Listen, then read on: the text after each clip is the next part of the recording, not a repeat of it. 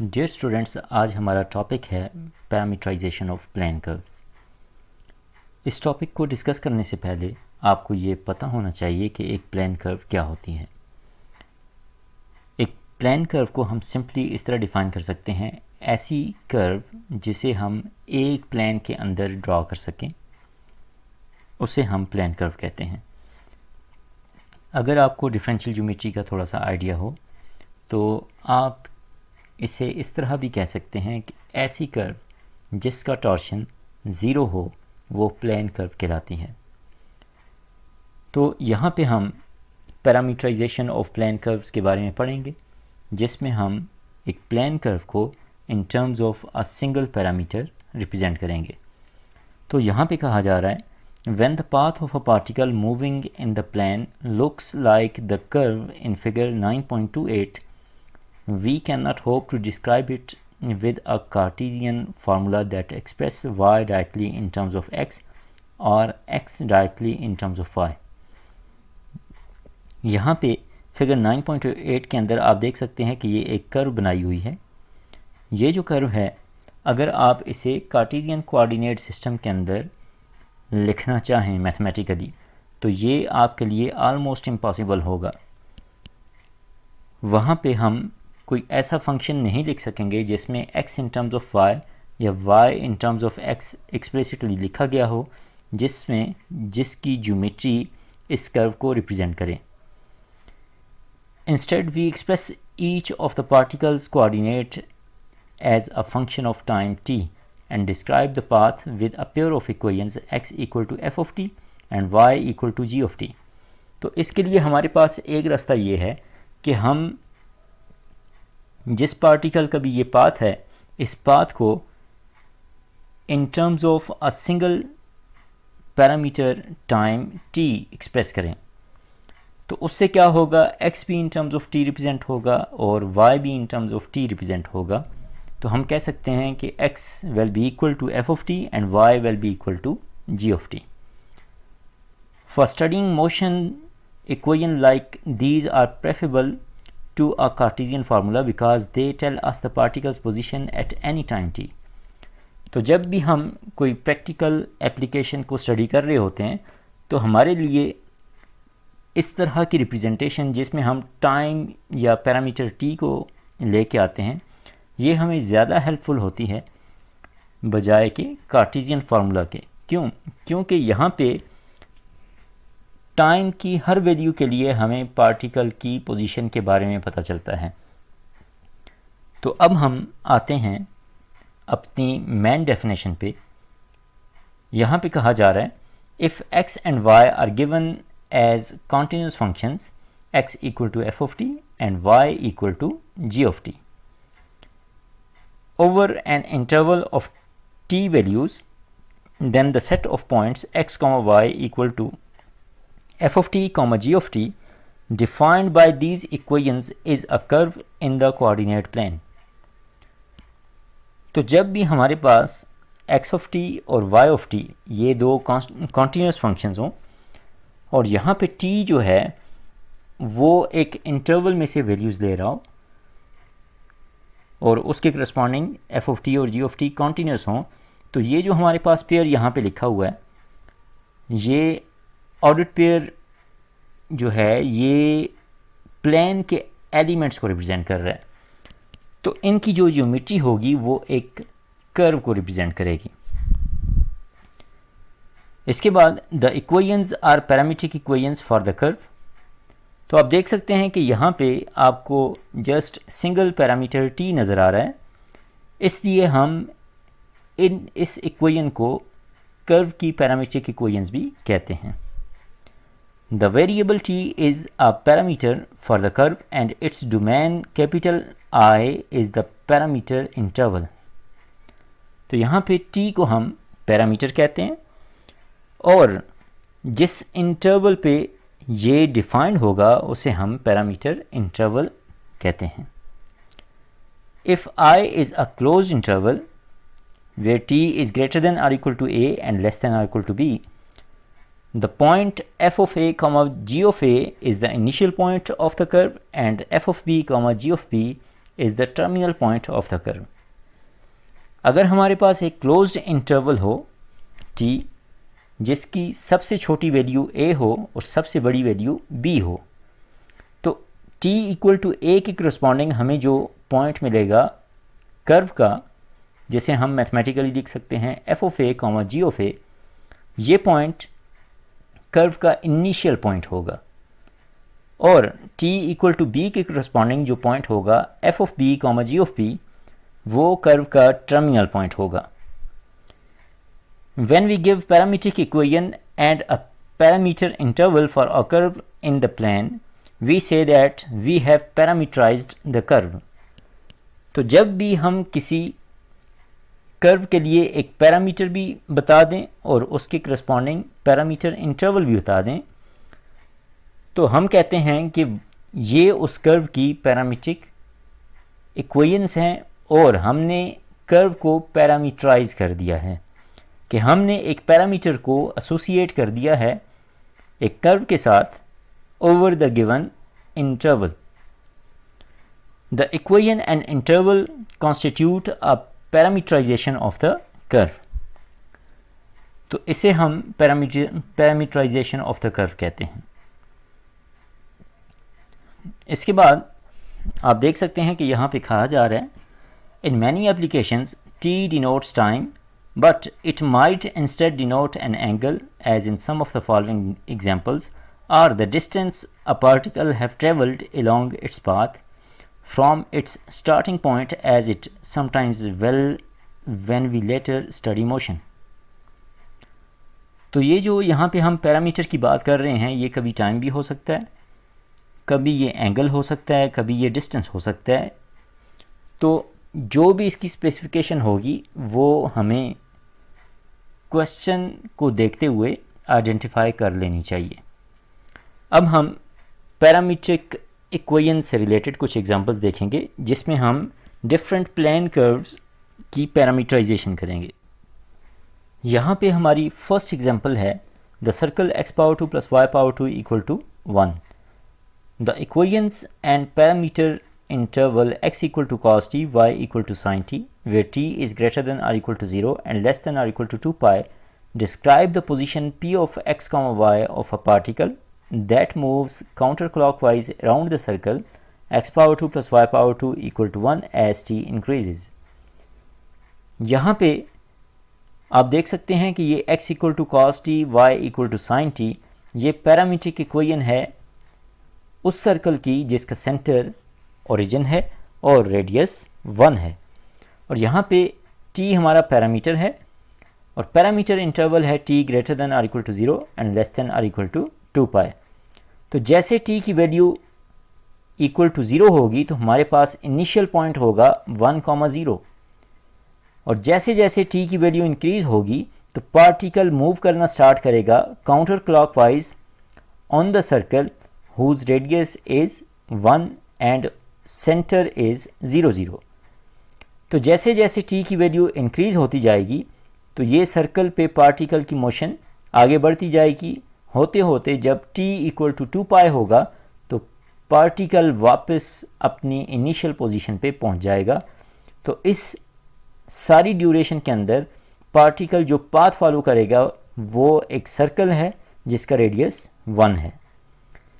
इसके बाद हमारी जो सेकंड एग्जांपल है वो है अ सेमी सर्कल. यहाँ पे कहा जा रहा है the equations and parameter interval x equal to cos t, y equal to minus sine t, where t is greater than or equal to 0 and less than or equal to pi, describes the position p of xy of a particle that moves clockwise around the circle x power 2 plus y power 2 equal to 1 as t increases from 0 to pi. Again यहाँ पे हमें circle की parametric equation given है, parameter interval भी given है, और जो t है वो वेरी कर रहा है 0 से पाई तक. तो 0 से पाई तक t की वेरिएशन की वजह से जो हमारे पास ऑब्जेक्ट है उसकी मोशन ओनली सेमी सर्कल को फॉलो करेगी. यहाँ पे आप देख सकते हैं कि कहा जा रहा है we know that the point P लाइज on this circle for all t because its coordinates satisfy the circle's equation. How much of the circle does the particle traverse? To find out, we track the motion as t runs from 0 to pi. यहाँ पे अब हम देखते हैं कि जैसे हम 0 से पाई की तरफ जाएंगे तो पार्टिकल किस पाथ को फॉलो कर रहा है और कहाँ से कहाँ तक जाएगा. कहा जा रहा है as in example 1 the particle starts at 1,0 कि जिस तरह हमारी जो प्रीवियस एग्जाम्पल थी उसमें भी पार्टिकल ने 1,0 से अपनी मोशन को स्टार्ट किया था. But now as t increases y becomes negative decreasing to -1. तो यहाँ पे जब जैसे t इंक्रीज होगा तो y की वैल्यू डिक्रीज होना शुरू करेगी और कहाँ तक जाएगी, -1 तक डिक्रीज होती जाएगी. और ये -1 हमें कहाँ पे अचीव होगा, जब t की वैल्यू π/2 के इक्वल होगी. And then increasing back to 0 as t approaches π. और यहाँ से वापस जैसे हम π की तरफ जाएंगे तो y की वैल्यू -1 से 0 की तरफ जाना शुरू करेगी और उसके बाद जब हम t equal to pi put करेंगे तो y 0 हो जाएगा और हम किस पॉइंट पे पहुंच जाएंगे, -1,0. तो इस सारी वेरिएशन में आपने देखा कि जो पार्टिकल है वो 0 से स्टार्ट हो रहा है, उस वक्त उसकी पोजीशन है 1,0 और वो क्लॉकवाइज चलता हुआ यूनिट सर्कल से -1,0 तक पहुंचेगा. ये इसकी टोटल मोशन होगी. इस टोटल मोशन के दौरान उसने जो पाथ फॉलो किया उसे हम सेमी सर्कल कहते हैं. इसका मतलब ये है कि हम पैरामीटर के थ्रू एक कर्व को एक्सटेंड या श्रिंक कर सकते हैं. इसके बाद हमारी नेक्स्ट एग्जांपल है हाफ अ पैराबोला.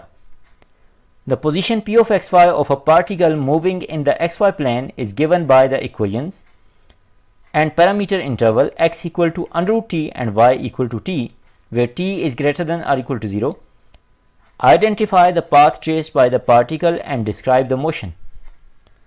यहाँ पे हमें पैरामीट्रिक इक्वेशन भी गिवन है और साथ t पे कंडीशन भी गिवन है कि हमारा पैरामीटर इंटरवल क्या है और कहा जा रहा है कि आप आइडेंटिफाई करें कि जो पार्टिकल है उसकी मोशन का पाथ क्या होगा.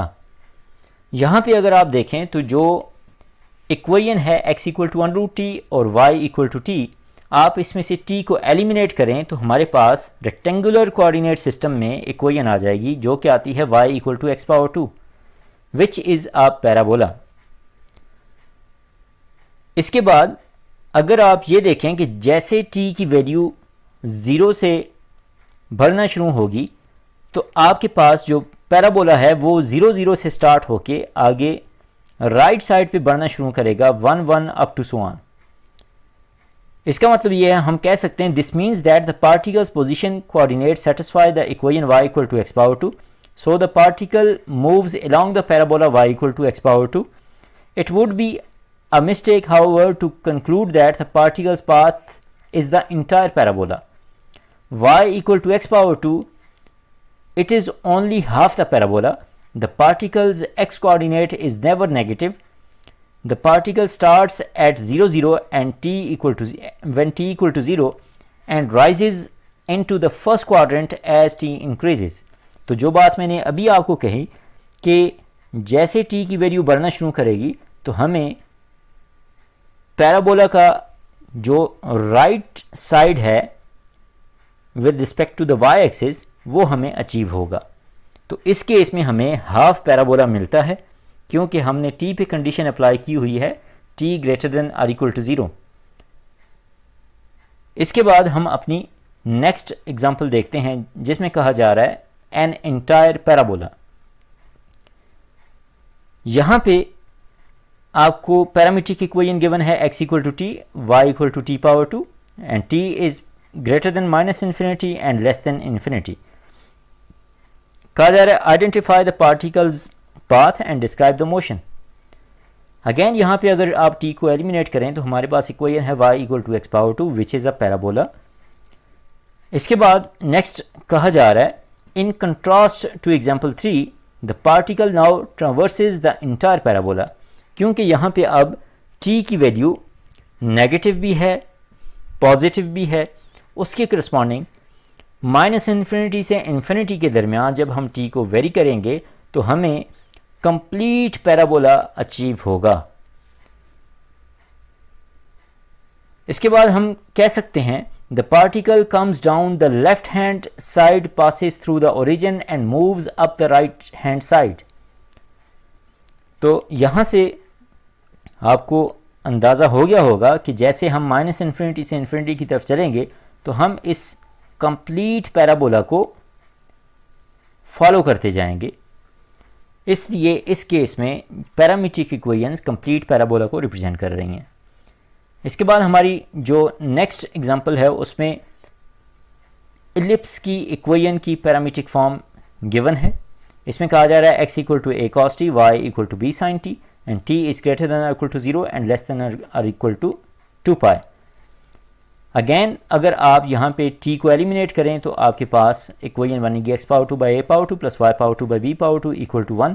ये हमेशा याद रखें कि जब भी आपको पैरामीट्रिक फॉर्म गिवन हो और आप ये जानना चाहें कि ये किस रेक्टेंगुलर कोऑर्डिनेट सिस्टम के अंदर किस कर्व को रिप्रेजेंट कर रही है, तो आप गिवन पैरामीट्रिक इक्वेशन में से t को एलिमिनेट करें और जो आपके पास इक्वेशन बनेगी x y की फॉर्म में, वहाँ से आपको आइडिया हो जाएगा कि ये किस ऑब्जेक्ट को रिप्रेजेंट कर रही है। तो यहाँ पे आप देख सकते हैं कि ये इक्वेशन एक इलिप्स को रिप्रेजेंट कर रही है और यहाँ पे t की वेरिएशन है 0 से 2 पाई। इसका मतलब ये है कि जब t = 0 होगा उस केस में आपके पास इनिशियल पॉइंट होगा a, 0 और जैसे t बढ़ता जाएगा y की वैल्यू भी साथ इंक्रीज होगी और हमें कंप्लीट एलिप्स मिल जाएगा, जो कि आप यहाँ ज्योमेट्री में देख सकते हैं। इसके बाद हमारी नेक्स्ट एग्जांपल है a parameterization of the circle x power 2 plus y power 2 equal to a power 2। यहाँ पे हम जनरली एक सर्कल जिसका सेंटर ओरिजिन है और रेडियस a है उसकी पैरामीट्रिक फॉर्म देखते हैं। जब आपके पास सर्कल का रेडियस a हो तो उसकी पैरामीट्रिक इक्वेशन होती है x = a cos t, y = a sin t। और कंप्लीट सर्कल के लिए t पे वेरिएशन होगी t greater than or equal to 0 and less than or equal to 2 pi। Again आप अगर यहाँ से t को एलिमिनेट करें तो हमारे पास सर्कल की इक्वेशन बनेगी x power 2 plus y power 2 equal to a power 2। इसके बाद हमारी जो नेक्स्ट एग्जांपल है वो है a parameterization of the right hand branch of the hyperbola x power 2 minus y power 2 equal to 1। यहाँ पे कहा जा रहा है describe the motion of the particle whose position p of xy at time t is given by x equal to secant t and y equal to tan t where t is greater than minus pi by 2 and less than pi by 2। यहाँ पे अगर आप देखें parametric equation को secant t equal to x and tan t equal to y, यहाँ से अगर आप t को एलिमिनेट करें तो हमारे पास इक्वेशन सेटिस्फाई होती है x power 2 minus y power 2 equal to 1, जो कि एक हाइपरबोला की इक्वेशन है। यहाँ पे नेक्स्ट कहा जा रहा है since the particles coordinates x, y satisfy the equation x power 2 minus y power 2 equal to 1 the motion takes place somewhere on this hyperbola. As t runs between minus pi by 2 and pi by 2, x equal to secant t remains positive and y equal to tan t runs between minus infinity and infinity. So p traverses the hyperbola right hand branch. It comes in along the branch lower half at t approaching to 0 through negative, reaches 1, 0 at t equal to 0 and moves out into the first quadrant as t increases towards pi by 2। यहाँ पे आप देख सकते हैं कि equation से हमें पता चलता है कि जो पार्टिकल है वो एक हाइपरबोला पे मूव कर रहा है। अब वो किस रीजन पे मूव कर रहा है उससे चेक करने के लिए हम t की वेरिएशन को देखेंगे। यहाँ पे चूंकि टी की वेरिएशन है -π/2 से π/2 तक, तो सीकेंट टी जो है, जो कि 1/cos t के इक्वल है, वो -π/2 से π/2 तक की वेरिएशन में पॉजिटिव रहेगा। इसका मतलब ये है x कंपोनेंट पॉजिटिव होगा।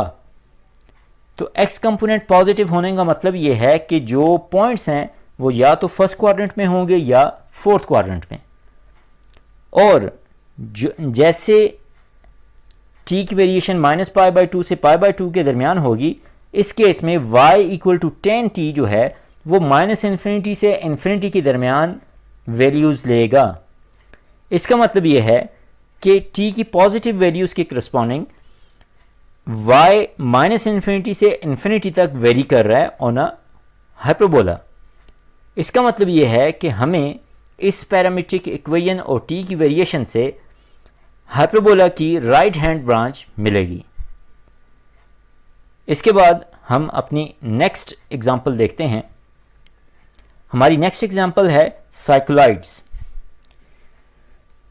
साइक्लोइड के केस में आप यहाँ पे इसे थोड़ा सा डिटेल में देखें, मैं ज्योमेट्री को भी साथ एक्सप्लेन करूँगा। ये हमारे पास न्यू कर्व है जो एक ख़ास सिचुएशन के अंदर बनती है। तो आप देखें, a wheel of radius a rolls along a horizontal straight line.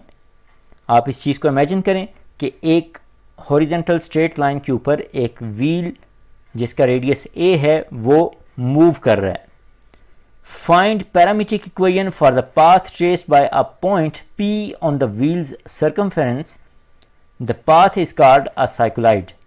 आप उस व्हील के ऊपर एक पॉइंट आइडेंटिफाई कर दें उसके सर्कमफेरेंस पे, मीन्स कि जो आपको सर्कल नज़र आ रहा है व्हील के इर्द गिर्द, उस पे एक पॉइंट को आप लोकेट कर दें। तो जैसे वो पॉइंट जैसे वो व्हील मूव करना शुरू करेगा, उस दौरान वो जो पॉइंट है वो जिस पाथ को फॉलो करता है वो पाथ साइक्लोइड कहलाती हैं। तो यहाँ पे आप देखें इसकी geometrical explanation. We take the line to be the x-axis, mark a point capital P on the wheel, start the wheel with capital P at the origin and roll the wheel to the right। तो यहाँ पे साथ geometry को आप देखें, कह रहा है कि आप x एक्सिस को एज्यूम करें कि ये वो स्ट्रेट लाइन है जिस पे जो व्हील है वो मूव कर रहा है to the right direction, right side पे मूव कर रहा है। तो इनिशियली आपने क्या करना है, आप जो पॉइंट लोकेट करेंगे इस व्हील के ऊपर, वो पॉइंट साथ इंटरसेक्ट होना चाहिए किसके साथ, ओरिजिन के साथ। तो यहाँ से मींस वो पॉइंट ओरिजिन के साथ इंटरसेक्ट हो रहा होगा, तो फिर आपने व्हील को राइट साइड पे मूव करना शुरू करना है। इसके बाद नेक्स्ट कहा जा रहा है as parameter we use the angle t through which the wheel turns measure in radians. यहाँ पे हम t को एज्यूम कर रहे हैं कि वो क्या है, वो एंगल है जिसे हमने रेडियन की फॉर्म में कैलकुलेट किया। तो जब यहाँ से पॉइंट स्टार्ट होगा मूव होना, तो हम इसी वर्टिकल y एक्सिस के करस्पॉन्डिंग देखेंगे कि एंगल t की वैल्यू क्या है एट अ सर्टेन पोजीशन। तो इसका मतलब ये है t क्या है, यहाँ पे t एंगल है। Figure 9.35 shows the wheel a short while later, कि ये जो फिगर के अंदर आपको व्हील नज़र आ रहा है ये मूव होने के बाद सर्टन टाइम इंटरवल पे ये लोकेशन है। तो यहाँ पे एज्यूम किया जा रहा है when it's base lies 80 units from the origin, कि जब इस पोजीशन पे ये व्हील है उस केस में एक्स एक्सिस पे इस व्हील ने जो डिस्टेंस ट्रेवल कर दिया वो है a टाइम्स t। नेक्स्ट कहा जा रहा है the wheels centre capital C lies at a, तो इस पोजीशन पे जो सर्कल ये जो व्हील है इसका सेंटर होगा वो होगा a। तो आप देख सकते हैं ज्योमेट्रिकली यहाँ से यहाँ तक डिस्टेंस at है, तो इसके करस्पॉन्डिंग सेंटर पे जो ऑर्डिनेट एब्सिसा होगा वो at होगा। उसके बाद y जो हाइट है वो चूंकि रेडियस के इक्वल है, तो इसलिए हमने रेडियस यहाँ पे a लिया हुआ है, इसलिए y की वैल्यू a होगी। तो सेंटर क्या बन जाएगा, CAT, A। इसके बाद नेक्स्ट कहा जा रहा है the coordinates of capital P are x equal to AT plus A cos theta and y equal to A plus A sin theta. हम इस चीज़ को देखते हैं कि ये x और y जो पॉइंट हैं ये कैसे रिप्रेजेंट हुए। आप यहाँ पे ज्यूम करें इस सर्कल के ऊपर पॉइंट है P, चूंकि सेंटर है AT, A, तो x एक्सिस और y एक्सिस की जो लेंथ्स हैं वो आपको यहाँ से पता चल रही हैं। AT along the x axis और A along the y axis distance travel हो चुका है। इसके बाद नेक्स्ट आपके पास ये जो राइट एंगल ट्राइंगल बन रही है इस पॉइंट P के साथ मिलते हुए, इस पॉइंट से सेंटर ऑफ द व्हील तक ये राइट एंगल ट्राइंगल जो है इसमें x एक्सिस होगी A cos थीटा और y एक्सिस होगी A sin थीटा। तो जब हम इस पोजीशन पे पहुंचेंगे तो यहाँ पे इसके करस्पॉन्डिंग आप x एक्सिस पे यहाँ हैं, जिसमें आपने AT प्लस ये जो डिस्टेंस है ये हमें यहाँ से पता चल रहा है ये है A cos थीटा। ये दोनों ऐड अप हो जाएंगे तो हमें x मिलेगा, means AT plus A cos theta. y axis के लॉन्ग ये डिस्टेंस है A और ये डिस्टेंस है A sin थीटा। तो इन दोनों को ऐड अप करेंगे तो हमें y की वैल्यू मिल जाएगी A plus A sin theta. तो ये हमारे पास पॉइंट P की रिप्रेजेंटेशन होगी, लेकिन हमारा मकसद ये है कि हमने सारे एक्सप्रेशन को in terms of t represent करना है। तो इसलिए हमने थीटा को भी in terms of t represent करना होगा। उसके लिए आप अगर यहाँ पे देखें, to express theta in terms of t, we observe that t plus theta is equal to 3 pi divided by 2, so that theta is equal to 3 pi by 2 minus t। यहाँ पे आप देख सकते हैं चूँकि t की कैलकुलेशन यहाँ से स्टार्ट हो रही है, ये हमारे पास t है और आगे ये जो बेस के साथ एंगल है ये थीटा है। तो इन दोनों को हम अगर देखें तो इन दोनों का सम किसके इक्वल है, वो 3 पाई बाई 2 के इक्वल है। इसलिए हम कह सकते हैं कि theta is equal to 3 pi by 2 minus t. तो आप थीटा की जगह 3 पाई बाई 2 माइनस टी अगर रिप्लेस करें तो कॉस थीटा किसके इक्वल होगा, वो cos 3 pi by 2 minus t के इक्वल होगा, which is equal to minus sine t. Similarly, sin theta will be equal to sin of 3 pi by 2 minus t, which is equal to minus cos t. The equations we seek are x equal to at minus a sin t and y equal to a minus a cos t. यहाँ से आप a को common निकाल दें तो हमारे पास expression बनेगा x equal to a into t minus sin t and y equal to a into 1 minus cos t. ये हमारे पास रिक्वायर्ड साइक्लोइड की पैरामीट्रिक इक्वेशंस हैं जो कि हमने अभी ज्योमेट्रिकली भी एक्सप्लेन की। See you in the next lecture.